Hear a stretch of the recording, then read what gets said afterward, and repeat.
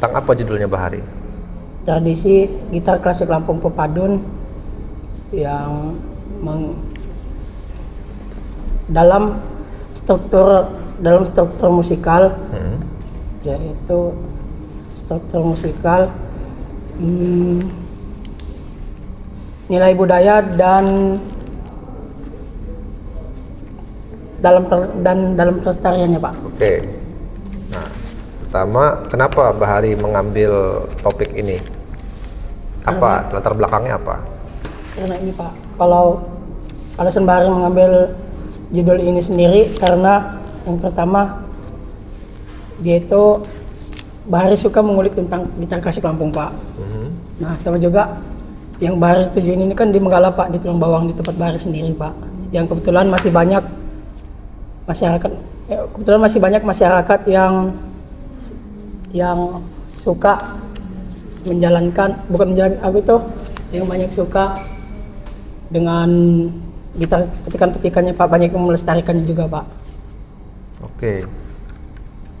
Terus apa lagi? Ada problem apa di situ? Yang pertama itu ini, Pak. Problem pertamanya itu tentang menganalisis ini, Pak, petikan-petikannya, udah itu tuningannya. Ini kan di petikan klasik Lampung ini, khususnya di Pepadun kan, Pak, ada 5 petikan itu, Pak. Nah, 5 petikan itu ada 9 petikan dan ada 5 tuningan yang berbeda-beda, Pak. Oke. Struktur musikal itu apa sih? Kamu menuliskan di sini ada struktur musikal di sini kan? Iya, Pak. Dalam judulnya nih kan? Iya. Apa itu? Struktur musikal itu ini, Pak, seperti ritmenya gitu, Pak. Udah itu tuningannya, petikan-petikannya, sama ada teknik bermainnya, Pak. Oke. Rencananya nih ya. Iya, Pak. Ada berapa informan yang kamu sudah siapkan untuk kamu tanyai, kamu wawancarai? Kalau untuk narasumbernya, Pak, ya. Kalau untuk narasumbernya itu kalau yang sedang dalam pandangan Bahari saat ini ada 4, Pak. Ada 4. Siapa aja itu? Yang pertama ada Bang Hairudin, anak dari almarhum Ayah Sidin. Udah itu Ayah Supirman. Itu Walid Risman yang kebetulan yang pendiri sanggar gitar klasik Lampung di daerah Menggala, Pak. Sama yang terakhir mungkin Bapak dosen kita juga, Pak Erijal atau Bang Senia Fandi, Pak. Wih, oke. Nah, ini kerangka pikirnya seperti ini ya. Iya, Pak. Ini Bahari yang buat ini ya. Iya, Pak. Nanti kalau bisa yang rapi ya, ini jangan sampai minggir-minggir. Oh begini. iya, Pak, siap, Pak. Oke. Ada bentuk pertunjukan, ada struktur di situ. Terus ada apa lagi di situ?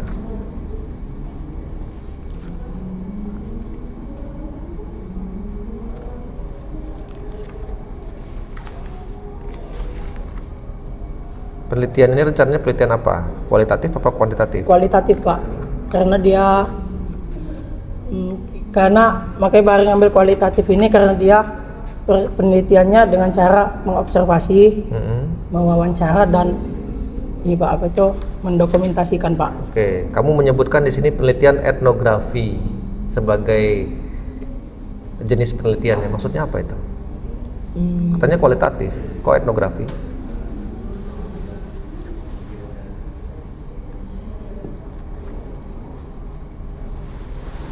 Ini saya hanya konfirmasi aja Iya, di tulisan Bahari kan? Iya, Pak. Ada sebagian dari Kamu bilang di sini kualitatif, menggunakan pendekatan kualitatif dan jenis penelitiannya etnografi. Bisa kamu jelaskan sedikit? Mau gimana itu? Etnografi itu seperti apa? Oh iya, Pak.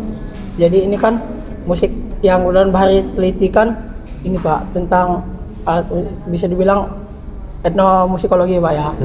Nah, jadi kemungkinan Bahari ini etnografi atau etnomusikologi? etnografi sih. Bedanya apa sama etnomusikologi?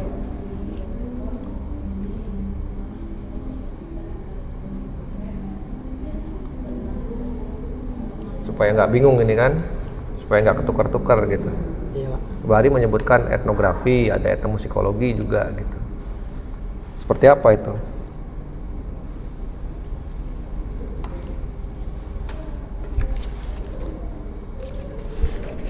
Nah itu harusnya Bahari sebagai peneliti harus bisa menjelaskan yang hal-hal dasar seperti itu, Iya siap Pak. ya. Iya Pak. Jadi kamu sudah punya gambaran gitu, mau seperti apa itu penelitiannya kan gitu. Ketika ditanya, oh etnografi, oh menggunakan fenomenologi, oh menggunakan studi kasus dan sebagainya, minimal kamu sudah baca, Siap Pak. gitu. Ini kok kosong nih? Karena itu kan tabel ini Pak ya, observasi Pak ya. Ya tapi kan harusnya minimal ada ininya, ada Oh iya Pak. judulnya di sini. Diperbaiki. Ini kosong sama sekali nih. Iya Pak. Kenapa Eka ngambil judul ini? Pertama, saya tertarik sama judul ini itu karena dari segi penelitian terdahulu itu belum terlalu banyak atau bahkan belum ada yang meneliti sumber penelitian di Desa Nambarjo ini. Apalagi kecapi yang dikembangkan oleh narasumber yaitu Ruri Herawan ini benar-benar baru atau benar-benar ditransmigrasikan dari dia belajar langsung di asalnya yaitu Jawa Barat ke Lampung ini Pak. Oke, tadi kamu menyatakan belum ada yang meneliti. Memang sudah seberapa banyak kamu melakukan literatur review? Untuk literatur review sendiri di Lampung itu saya baru menemukan satu Pak, tapi dia belum membahas yang ada di Lampung Tengah, dia baru membahas di Lampung Timur tentang itu bahkan juga bukan kecapi ya Pak, itu alat musik yang lain. Terus buat penelitian yang lainnya saya ambil dari pendukung dari validasi simbol budayanya itu ada dari studi Wibowo di tahun 2022 Oke. Pak. Apa pentingnya kamu meneliti kecapi Sunda yang ada di Lampung ini? Pertama pentingnya penelitian saya ini saya rasa adalah untuk mengetahui bagaimana perkembangan kecapi Sunda sendiri yang termasuknya sudah berkembang hingga ke Lampung ini, agar masyarakat luas itu tahu Pak kalau kecapi Sunda itu nggak hanya berkembang di Pulau Jawa saja, tapi di Lampung itu juga ada yang mengembangkan budaya Sunda ini. Oke, kalau saya boleh kasih saran, sebentar. Ini nanti kamu rencana mau melanjutkan ini nanti ke proposal? Iya Pak. Rencananya? Ada rencana untuk melanjutkan ini. Pak. Oke, sebaiknya dilanjutkan ya, karena ini sudah lumayan oke sih judulnya. Tinggal nanti adalah tadi kata kuncinya bagaimana akulturasi itu terjadi. Iya. Jadi ada teori-teori budaya yang kamu gunakan. Bagaimana transmisinya? Iya Pak. Transmisi itu artinya penyebaran gitu. Mungkin kamu nanti akan sedikit menggabungkan komparasi ya antara kalau di Sundanya gimana tuh, Iya Pak. terus kalau di Lampung nih gimana? Barangkali ada yang berbeda gitu. Ya? Iya Pak. Nah, penelitiannya ini menggunakan metode apa? Menggunakan metode kualitatif deskriptif Pak. Oke. Dengan metode studi kasus. Narasumbernya kamu udah tahu siapa-siapa aja? Untuk narasumbernya itu ada Ruri Herawan, dia di Siapa? Ruri Herawan. Turi Herawan. Ruri Herawan. Iya, Ruri Oke, Herawan. terus? Dia selaku pengajar dan praktisi di Sanggar Kecapi Sunda di Desa Nambarjo itu Pak. Oke. Terus kamu menggunakan studi kasus ya? Iya. Kenapa studi kasus? Karena saya merasa penelitian ini kita tidak cukup hanya sekali atau dua kali untuk mengamati Pak. Jadi kita perlu beberapa kali untuk mengamati kejadian yang relevan yang terjadi pada transmigrasi akulturasi budaya kecapi Sunda yang tadinya ada di Jawa Barat ke Lampung ini Pak. Oke, menurut kamu studi kasus itu apa? Studi kasus itu merupakan penelitian yang apa? Karakteristik atau ciri studi kasus itu apa? Yang paling kamu ketahui gitu? Cirinya dia penelitian dengan beberapa tahapan. Jadi beberapa pertemuan gitu Pak. Tahapan seperti apa? Misal pertemuan pertama, kedua dan ketiga itu berfokus pada pengamatan, kemudian ada sesi wawancara tersendiri dengan narasumbernya, kemudian setelah wawancara didokumentasikan, tetapi tidak hanya dengan sumber data tersebut, kita juga mencari data lain yang mendukung data tersebut agar relevan. Oke, berapa lama kamu mengerjakan proposal ini? Untuk proposal ini sejauh ini kurang lebih ada 3 minggu Pak. Oke. Afifa ngambil topiknya apa? Analisis strategi pembelajaran dalam meningkatkan kecerdasan psikomotorik mahasiswa mayor perkusi Pak. Oke, ngambil berhubungan dengan kecerdasan motorik. Karena di musik kan dia lebih kepada jurusan ya Pak. Biasanya jurusan itu lebih kepada keterampilan secara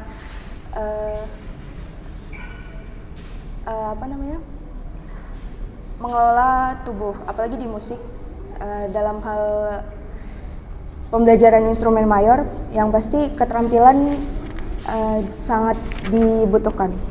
Saya melihat khususnya teman-teman saya Pak, itu ada beberapa yang di teori yang disampaikan oleh Bapak dosen itu kurang mendalami. Jadi secara praktik mereka istilahnya belum terlalu mahir gitu Pak. Jadi praktek apa teori? Maksudnya teori praktik yang diberikan, karena kan perkusi itu dalam bentuk praktik pembelajarannya gitu Pak. Oke, saya agak skeptis ya untuk kamu jangan gampang mengambil kesimpulan kurang gitu. Artinya kamu lihat dulu dari substansi yang lain. Siapa tahu waktu latihannya mungkin. Iya. Siapa tahu dari manajerial time management untuk pembagian itunya gitu. Jadi saya selalu skeptis gitu kalau ada orang ngomong tuh kurang gitu. Iya, karena faktor mungkin dalam SKS-nya ya Pak, itu kan waktu yang diberikan oleh universitas terbatas. Dalam satu SKS hanya 50 menit. Nah, itu yang membuat mungkin interaksi antara dosen dan mahasiswa kurang, dan juga padatnya jadwal mahasiswa dan kurangnya kesadaran dalam mengatur waktu latihan itu Pak. Itu juga berpengaruh pada kecerdasan psikomotorik mereka. Saya kira kalau misalkan berhubungan dengan kecerdasan psikomotorik, latar belakangmu bukan ke situ gitu. Kalau kamu ngomong kurang dari sisi pengajar, dosen segala macam, itu mungkin akan hubungan dengan strategi. Tapi kalau kamu ngomongin kecerdasan psikomotorik, harusnya latar belakangnya nggak seperti yang kamu sebutkan itu barusan gitu. Harusnya berhubungan dengan yang psikomotorik juga, nyambung nggak? Karena kalau kamu ngomongnya, oh ini ada kurang nih dari faktor pengajar gitu, berarti nyambungnya tuh bukan ke psikomotorik nanti masalahnya, nyambungnya ke manajerial, ke masalah strategi bagaimana dosen mengelola kelas mayornya. Berarti lebih ke strategi pembelajarannya. Iya, kalau kamu ngomongnya begitu, tapi kan kamu judulnya ini kan tentang kecerdasan psikomotorik kan. Nah, harusnya kamu cari latar belakang berhubungan dengan kecerdasan psikomotorik. Ada masalah apa di situ? Nyambung nggak? Jadi antara latar belakang tuh harus nyambung gitu dengan isinya gitu. Bukan kemana-mana kamu nyari latar belakangnya gitu. Jadi seolah-olah kita mencari ya mencari kesalahan gitu. Bukan begitu. Tapi kalau kamu mau analisis strategi pembelajaran dalam mengembangkan kecerdasan psikomotorik, berarti ada problem apa dalam psikomotorik itu. Kamu harus punya analisisnya dari awal. Misalkan bagaimana mahasiswa mungkin belum terlalu mahir untuk bermain instrumen gitu. Kamu nembak sisi bagaimana dia bermain teknik instrumen gitu, berkaitan. Nyambung nggak? Jadi yang jadi objek kamu tuh bukan orang, tapi kecerdasan psikomotoriknya beda-beda. Ada yang mungkin lamban, ada yang bisa dari cepat. situ. Oke, boleh gitu. Saya menangkapnya kamu belum latar belakang kamu tuh belum terlalu nyambung dengan ini, ya. Itu kritik saya. Kemudian ini kerangka pikir kamu yang menyusun ya. Iya Pak. Taksonomi psikomotorik Simpson itu kamu sudah tahu seperti apa? Dia ada beberapa step Pak yang digunain. Apa yang kamu ingat? Yang saya ingat itu ada step yang pertama itu di mana seseorang itu menangkap stimulus yang diberikan oleh orang lain. Dalam hal ini dosen memberikan stimulus pada mahasiswa.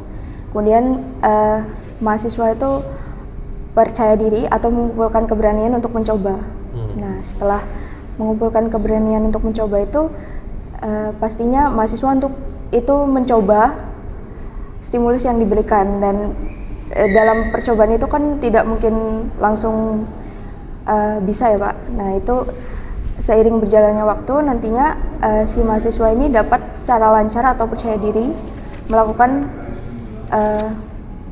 praktik yang diberikan oleh dosen. Oke, Gilbert, apa judul penelitian kamu? Kesulitan pembelajaran mayor 1 gitar elektrik di program studi pendidikan musik Universitas Lampung. Kenapa kau mengawali dengan istilah kesulitan di sini? Karena aku ingin tahu faktor kesulitan apa yang terdapat pada mayor 1 gitar elektrik, Pak. Mayor 1 gitar elektrik gitu. Ya. Hanya itu saja? Sama apa faktor-faktornya itu yang membuat mahasiswa itu kok sulit belajarin mayor 1 itu, Pak. Emang kesulitannya apa? Dalam teknik picking, itu kayak strumming itu Pak, penjarian juga misalnya. Di mana sulit? Sulit picking itu kan sama penjarian itu kadang picking up down tangan sama kadang tangan kanan sama tangan kiri itu cepetan tangan kanan gitu, Pak. Gitu. Berarti harus lebih spesifik. Berarti analisis teknik. Analisnya juga. Iya, dalam permainan gitar elektrik. Gitu. Dan elektrik itu bahasa Inggris kan? Harusnya kalau bahasa Indonesia apa? Listrik. Ya, gitar listrik. Kecuali itu sudah di bahasa Indonesia kan elektrik. Nanti kamu cek ya di kamus bahasa Indonesia itu ada nggak elektrik itu. Oke? Hanya satu rumusan. Iya. Kalau satu rumusan nggak perlu pakai angka ini kan. Gitu. Jadi kesulitan ini masih terlalu umum ya. Ya pasti tahu semua juga kalau meneliti itu pasti ada kesulitan kan. Tapi kesulitannya apa? Itu yang kamu harus jabarkan. Seperti saya tadi bilang, oh teknik ternyata, ya berarti tekniknya. Teknik apa? Lebih spesifik lagi. Jadi masih terlalu umum ini. Itu ya. Oke. Kemudian ada beberapa artikel yang sudah kamu baca gitu yang berhubungan dengan ini. Literatur reviewnya seperti apa? Seperti literatur review juga. Ini kerangka pikir kamu nih banyak banget nih. Kesulitan teknis, kesulitan kognitif. Ini kamu yang bikin? Ini Pak, pakai itu. Pakai bantuan AI juga. Gitu, buat kerangkanya. Tapi kamu sudah tahu belum ini poin-poin ini gitu? Sebagian Fingering, belum, ada fingering. picking tidak stabil, bending, vibrato. Kamu tahu istilah-istilah itu? Tahu kalau kayak bending vibrato picking dan itu. Tapi sebagian tahu. Berarti banyak banget ini yang kamu teliti nih.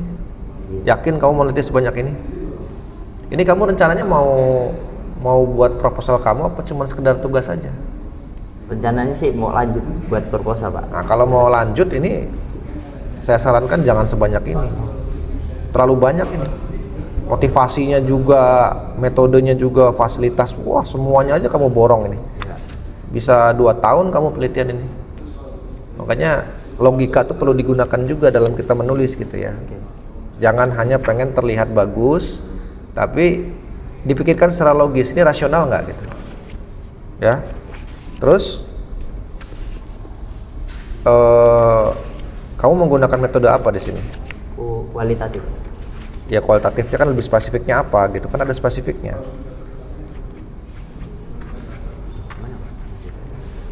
Kualitatif itu kan ada banyak, ada studi kasus, ada fenomenologi, apa kualitatif murni atau seperti apa. Langsung kayak terjun ke lapangan itu Pak. Iya apa gitu, kamu harus tahu istilahnya itu apa. Yang lebih spesifiknya apa gitu. Kalau kualitatif itu kan masih luas itu, masih umum, masih general kan. Nah apa yang lebih spesifiknya gitu, kamu harus ada. Kamu nulisnya deskriptif di sini kan gitu. Kualitatif di halaman berapa? Lah, halamannya aja nggak kamu ingat. Ini di bagian Bab 3. Bab 3. Penelitian terdalam menunjukkan Ya harusnya kalau kamu nulis ini kan kamu ini nggak Pak, usah lihat lagi. kualitatif deskriptif Pak. Hah? Di bagian bab 3. Ya gimana coba jelasin kualitatif deskriptif itu mau gimana nanti? Minimal kamu udah ada gambaran kan? Oh iya Pak. Ya gimana jelasin? Jadi supaya saya tahu bahwa ini emang tulisan kamu gitu, bukan hasil AI. Gimana?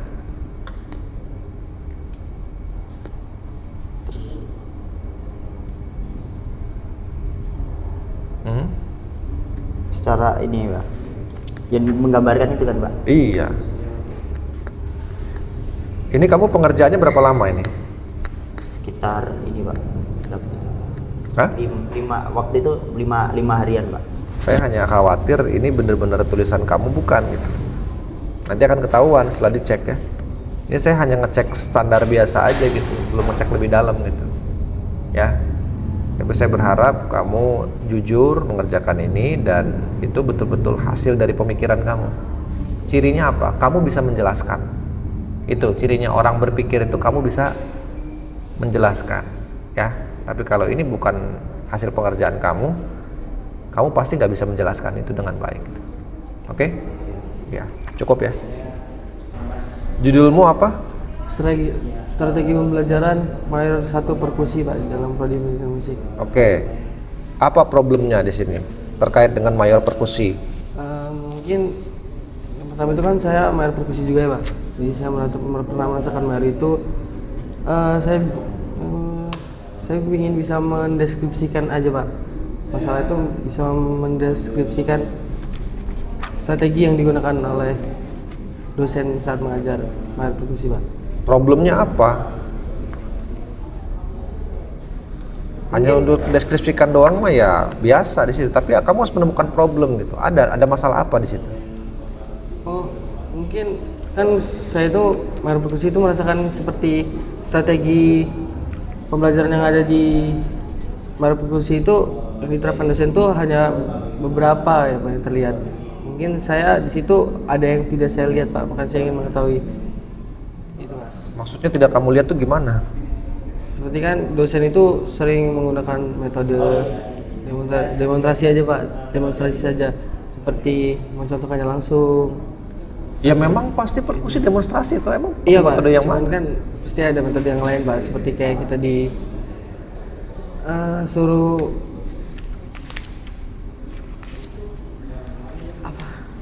Apa? Kamu saya lihat belum terlalu memahami masalahnya ini di sini.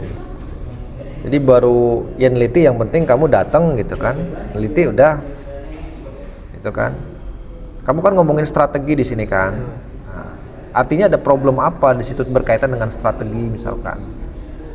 Apakah ada problem dalam pengelolaan waktu di situ? Ada pengelolaan mahasiswa seperti apa, ya kan? Teknik mungkin yang lebih spesifik. bisa mengulang mata kuliah, soal banyak terjadi seperti itu Pak. Ya berarti ada masalah problem mental di situ, ada masalah psikologis, masalah persepsi, efikasi mungkin gitu. Lebih ke sana larinya. Kalau itu yang kamu ceritakan itu betul gitu. Efikasi, regulasi diri, kesadaran diri gitu kan. Nah, itu hubungannya dengan psikologis tuh. Gitu. Nah, maksud saya ke situ, kamu harus bisa menemukan itu gitu. Tidak umum seperti ini. Ini masih umum sekali ini kan. Gitu. Yang kamu kerjakan, makanya kemarin harapannya pertemuan itu kan ngobrol, nanya. Ya kan? Kamu nggak nanya kan? Iya, gitu. Ya? Iya. Ini mau dilanjutkan gak nih? untuk penelitian nanti? Ingin Apa? Pak, ingin sekali dilanjutkan. Nah, kalau mau dilanjutkan, kamu cari yang lebih spesifik lagi, ya. Oke Pak. Cari lebih spesifik lagi karena ini masih terlalu umum gitu loh. Apa problemnya gitu kan? Masalah teknik kah? Masalah penjarian kah?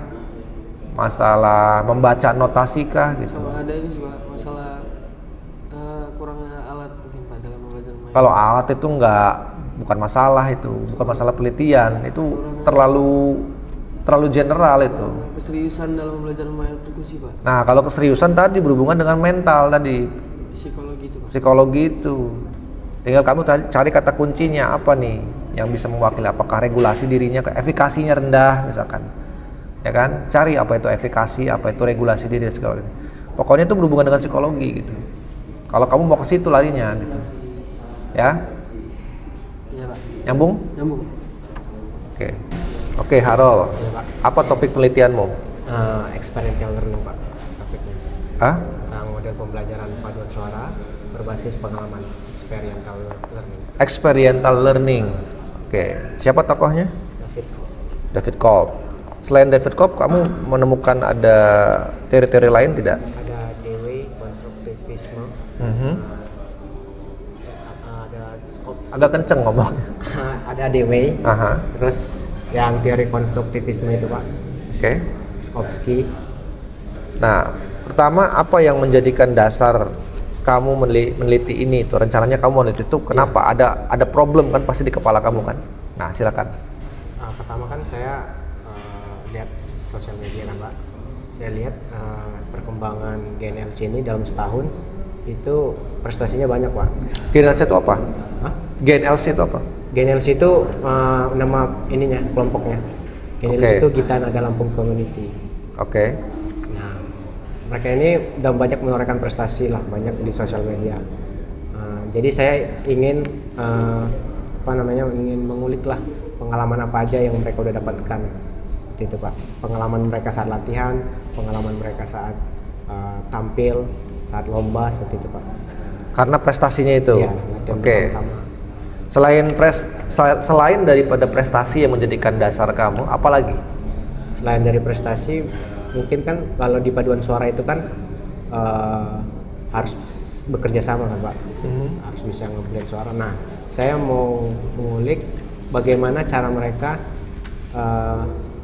memadukan memadukan pikiran, memadukan suara itulah Pak, pokoknya. Oke. Di paduan suara itu. Saya kritik ya. Iya Pak. Experiential learning, pengalaman. Oke. Pasti belajar yang berhubungan dengan praktek itu pasti ada pengalamannya. Oke. Tapi yang lebih spesifiknya lagi, pengalaman seperti apa? Pengalaman belajar Ada kata kunci lain selain dari experiential learning. Jadi experiential learning ini kamu nggak bisa berdiri sendiri, nggak tunggal gitu. Anggaplah mungkin experiential learning itu yang paling tinggi ya di sini. Terus turunannya apa? Tadi kamu menemukan ada informal. Nah, informal itu kamu juga nanti harus mencari versinya siapa. Supaya makin teknis nih. makin ngerucut Pak. Makin ngerucut. Karena experience itu kan luas. Berbasis pengalaman. Iya, tapi how? Pengalamannya kayak gimana coba? Di dalam teori David Kolb ini kan ada 4 Pak. Pengalaman konkret di mana mereka langsung merasakan pengalaman latihan bersama. Oke. Terus ada refleksi. Oke. Setelah mereka latihan itu mereka diskusi sama-sama apa Oke. kekurangannya. Aha. Terus saling mengoreksi kekurangan teman masing-masing, Oke. saling memberi inilah motivasi atau penguatan. Kemudian ada konseptualisasi abstrak di mana di sini si pelatih memberikan materi ataupun teori. Nah, di situ peserta anggota di GNLC ini mereka menerima materi yang disampaikan oleh si pelatih. Kemudian yang terakhir itu ada eksperimen aktif, di mana materi yang disampaikan oleh si pelatih tersebut diterapkan sama mereka melalui latihan secara bersama-sama di per jenis suara. Oke. Sopran, alto, Nanti bass. kamu harus memeriksa juga apakah 4 komponen itu ada semua dipraktikkan di GNLC itu. Ini kan baru dari sudut pandang Harol aja kan. Kamu kan belum terjun ke situ. Siapa tahu setelah kamu ke situ, ternyata yang ada cuman yang pertama tadi apa poin yang pertama? Iya, dengan mungkin refleksi, mungkin nggak ada pengalaman konkret aja, mungkin diskusi juga nggak terjadi di situ misalkan, kan bisa jadi kan? Iya, belum terjun langsung. Itu yang saya maksud tadi. Jadi nggak apa-apa kamu menggunakan konsep itu, tapi harus ada konsep yang disandingkan juga turunannya itu, ya. Kalau memang dia ada diskusi yang seperti apa gitu. Oh, lebih spesifik. Iya, ya, gitu. Artinya ini sudah untuk awalan yang baik sudah oke. Nah, untuk cara penulisan ini ya, yang mungkin kamu harus lebih hati-hati lagi ya. Ini masih banyak penulisan yang kurang pas. Terus, ini kerangka pikir kamu juga yang membuat ini. Iya, Pak. Nah, kamu kan sudah membuat 4 komponen ini kan. Ini ngunci ini kalau saya bilang ini. Ngunci itu artinya kamu udah nggak bisa kemana-mana lagi kalau udah kayak gini gitu. Jadi 4 ini. Cuman pertanyaannya, apakah 4 komponen ini betul-betul nanti dilakukan di situ terjadi kan? Itu problemnya kan. Iya. Walaupun cuma 2 ya nggak apa-apa juga sih sebetulnya. Cuman kan jadinya kurang implementatif aja gitu. Ya, nggak masalah gitu. Ternyata setelah kamu teliti, ternyata refleksinya nggak ada, yang ada cuma eksperimen aktif sama pengalaman konkret misalkan. Ya, oke. Metodenya apa? Kualitatif deskriptif. Oke, kamu rencana ini mau bawa untuk Iya. untuk skripsi kamu? Deskripsi saya. Oke. Pesan saya untuk kualitatif deskriptifnya juga lebih di spesifikan lagi ya.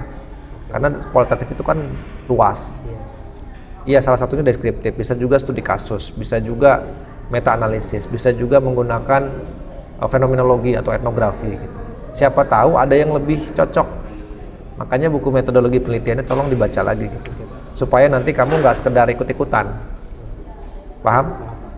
Erika, topiknya apa?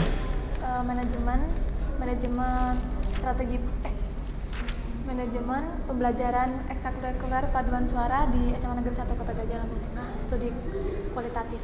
Oke, manajemen kegiatan ekstrakurikuler. Iya. Oke, kenapa kamu ngambil judul ini?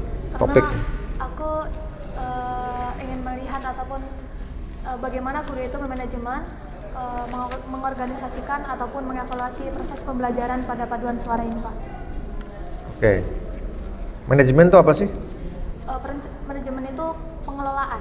Gimana guru itu mengelola suatu dalam organisasi ini, ekskul ini. Mengelola paduan suara ini tuh gimana? Mengelola sama ngajar sama nggak? Mengelola dengan mengajar. Kalau mengelola itu kan bagaimana guru memberikan strategi pembelajaran kepada siswanya. Terus? Kalau ngajar mengajarnya apa? itu proses penerapannya. Enggak. Enggak ya, Pak? Ya enggak lah. Kamu bolak-balik aja tadi di situ-situ. Mengelola berarti strategi, kalau mengajar berarti proses. Ya semuanya nyatu di situ. Artinya apa? Istilah manajemen itu kamu harus kaji ulang. Kan gini, ada istilah guru sebagai organisator. Pernah dengar itu enggak? Organisator tuh artinya dia yang mengorganize, yang mengatur. Saya ngajarnya di kelas kalian ini. Apa cuma ngajar doang? Enggak, saya kan mengorganize juga. Kayak sekarang nih kita ujian ini kan saya organize nih. Oh, masuk satu-satu, diatur kan? Ya jadi itu sudah include. Jangan kamu pisahkan itu istilah ngajar dengan manajemen gitu. Seolah-olah itu menjadi 2 hal yang berbeda. Ya manajerial itu masuk dalam pengajaran juga. Gitu. Dalam ruang lingkup strategi gitu. Itu saya kira ini konsep ya. Ini miskonsepsi nih saya bilang. Jadi Erika ada miskonsepsi di sini gitu. Coba kamu baca lagi tentang apa itu definisi mengajar, strategi pembelajaran itu apa gitu. Supaya kamu nggak salah menentukan istilah. Nyambung nggak? Ya. Jadi saya kasih tanda tanya besar nih manajemen ini kan. Seolah-olah ini menjadi 2 hal yang terpisah gitu. Ya manajemen itu udah nyatu sama pengajarannya juga lah. Iya. Jadi nggak usah pakai istilah manajemen pembelajaran aja sekalian gitu, atau strategi pembelajaran dalam ekstrakurikuler ini menurut saya lebih aman ya. ketimbang kamu ngomong manajemen seolah-olah kamu alih-alih kamu pengen dapat istilah yang lebih keren gitu, tapi malah bumerang untuk diri kamu gitu kalau kamu nggak bisa mempertanggungjawabkan istilah itu. Paham nggak? Oke, metodenya apa? Kualitatif deskriptif, Apa itu kualitatif deskriptif? di mana kita melakukan penelitian dengan cara observasi, wawancara, dan terjun langsung ke lapangan. Terus Oke. membuat lapangan. Terjun ke lapangan. Lapangan mana? Kamu kan ke sekolah bukan lapangan kan? Ya, di sekolah. Ini kerangka pikirnya kamu yang buat juga ini. Iya, aku tanya juga sih Pak sama kakak tingkat buat kerangka pikirnya. Oke, POAC itu apa? POAC itu landasan teorinya saya ngambil dari Yusuf, Cecep, dan Hamziah kalau nggak salah itu. Gimana landasan teorinya ada 4, yaitu perencanaan, pengorganisasian, penggerakan, dan pengevaluasian. Oke, saya sih masih kurang bisa menerima ya ini tentang ini. Karena satu, kamu tuh bukan anak manajemen pendidikan lah gitu ya. Jadi judul kamu juga nggak perlu berbau manajemen gitu. Terlalu seperti itu eksplisitnya. Terus yang berikutnya ini akan lebih baik kalau kamu lebih spesifik ke apa ya? Ini pembelajaran paduan suara kan? Nah, lebih teknis saja ke paduan suaranya. Paham nggak? Masalah paduan suara tuh apa sih? Vokalisi misalkan, masalah pembagian suara, nafas, ya itu aja. Munculkan istilah-istilah itu gitu. Munculkan saja istilah-istilah yang sangat teknis itu, supaya kamu nggak terlalu manajemen gitu di sini kan? Paham nggak? Ya. Gitu. Ini kamu ngetik sendiri nih? Apa ada bantuan AI? Iya Pak, masih ada bantuan, cuman nggak semuanya cantumin di situ. Karena kan Bapak juga udah pernah jelasin buat tetap pakai bahasa sendiri, tapi kalau misalnya mau pakai bantuan AI, cuman pakai bahasa sendiri juga. Oke Rizky, judul penelitianmu apa? Efektivitas pembelajaran kooperatif pada mayor gitar elektrik 1, Pak. Oke, pertama saya tanya dulu, kamu tahu itu apa istilah kooperatif? Kooperatif itu pembelajaran sebaya, Pak, bekerjasama dalam suatu kelompok kerjasama. Itu turunannya gitu kan. Iya. Tapi pelajaran kooperatif secara umum tuh kamu harus tahu dulu apa itu. Kalau ketika ditanya apa contoh-contohnya pembelajaran kooperatif itu turunannya, nah itu tutor sebaya, peer teaching dan sebagainya gitu ya. Iya, Pak. Tapi cooperative learning itu kamu harus tahu dulu apa pemahamannya. Bekerja sama, Pak. Bekerja sama. Iya, bekerja sama. Oke. Artinya kan ada sintaksnya di situ. Iya. Sintaks itu artinya tahapan-tahapan prosedurnya. Nah, apa yang mendasari kamu membuat topik seperti ini? Pertama saya merasakan secara empiris dulu, Pak, karena saya mayor 1 gitar elektrik, merasakan perlunya pembelajaran kooperatif karena kita masing-masing memiliki kemampuan psikomotorik yang berbeda. Jadi kita perlu belajar dengan teman sebaya, karena belajar di luar kampus kan lebih efektif ya Pak ya dibanding di kelas gitu.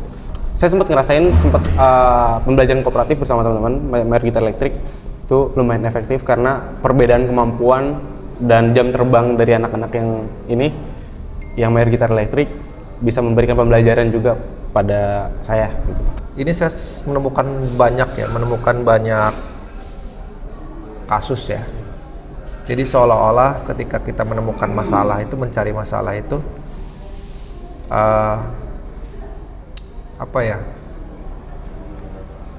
kita seolah-olah mencari kambing hitam gitu. Oh, gurunya kurang begini, ininya kurang begini, pengajarnya kurang begini gitu ya.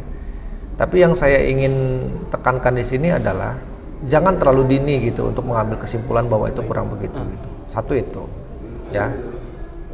Terus objeknya itu ya boleh aja sih kita ada secara ke pengajar gitu ke murid, tapi kita harus bisa menjelaskan itu secara argumentatif gitu kan. Misalkan tadi Rizky bilang bahwa pengajarnya kurang menerapkan kooperatif, ya memang harusnya seperti apa, ya kan?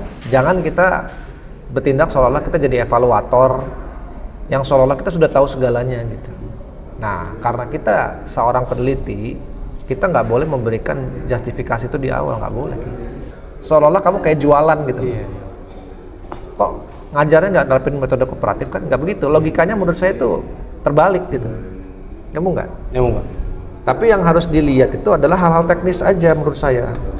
Jadi waktu pas belajar, waktu pas observasi awal mungkin, ketika kamu pengalaman secara empiris juga gitu kan, kamu melihat bahwa pembelajaran kooperatif ini punya nilai misalkan, karena kamu belajar sama teman, peer teaching kan, lebih nyantai, seperti yang kemarin kita lakukan itu kan. Nah, ada nilai di situ, ya kan? Nah, harusnya kamu fokus ke situ latar belakangnya, bukan pada objek pengajarnya, bukan. Ya, jadi misalkan, oh dalam kooperatif itu ternyata dia memiliki satu keunggulan gitu. Satu, siswa memiliki keluasan atau keleluasan untuk bisa belajar karena sama teman. Iya, benar. Ya kan. Di sisi lain, pembelajaran kita itu kan sangat personal sebetulnya. Personal kan? Semua mayor itu personal loh. Personal itu dalam artian ya sendiri-sendiri. Latihannya kan sendiri, nggak bisa bareng-bareng. Nah, pada tahap apa misalkan kooperatif itu dilakukan? Apakah pada saat fingering bareng misalkan, tetap pas bagian untuk improvisasi ya masing-masing. Iya. Kalau paling saat pengulikan pembelajaran bersama sih Pak, sebelum mengumpulkan tugas, teman-teman saling memberikan opininya masing-masing, pengetahuannya masing-masing bagaimana cara. Iya, pada tahap yang mana kan gitu. Kan ada tahap misalkan kamu belajar gitar, ada saatnya kamu ngobrol sama teman-teman kamu tuh kan ngomongin soal apa sih? Iya. Misalkan tukar pikiran nih, fingeringmu gimana? Aku fingeringnya gini nih. Satu itu. Iya. Apakah kedua soal masalah gimana sih latihan baca misalkan? Terus yang ketiga masalah improvisasi misalkan, gimana sih improv yang enak, gitu kan? Nah, kamu harusnya fokus ke situ. Jadi harusnya yang menjadi latar belakang itu kamu ke situ. Misalkan masalah improvisasi misalkan, ada problem nggak improvisasi? Oh ada, improvisasi itu biasanya bikin kalimatnya tuh kurang enak segala macam. Nah, gimana caranya itu terjadi dalam kooperatif? Itulah maksud saya. Iya, Pak. Menurut saya itu lebih enak didengar, itu lebih fokus juga, lebih substansi gitu. Terus masalah penulisan juga saya kira Rizky harus lebih banyak belajar lagi ya. Padahal kemarin kan sudah kita tuh revisi berkali-kali ya. Tapi saya belum melihat ini maksimal. Jadi masih melihat ini masih ada yang perlu diperbaiki. Gitu. Ini kuantitatif ini? Kuantitatif Pak. Oke. Sudah tahu bagaimana metode kuantitatif itu? Sudah Pak. Pertama kita tes dulu uji untuk soalnya itu normalitas. Memiliki normalitas atau homogenitas, dan melakukan prates dan post tes setelah uji tes pada uji tes Pak. Itu sih Pak. Analisisnya bagaimana? Untuk analisis bagaimana Pak? Analisis karena ini kamu metodenya cuma penelitian sumber data, nggak ada metode analisisnya. Untuk metodenya ya Pak? Iya metodenya, metode itu kan yang lain kan mengajarkan banyak, ada sumber datanya, ada bagaimana formulasi penghitungannya. Ini Anda nih hanya menjelaskan desain sama sumber data langsung di sini daftar pustaka. Harusnya masih lebih banyak lagi gitu. Teknik penelitian berarti Pak? Iya, analisisnya terutama seperti apa, pengujiannya gitu kan.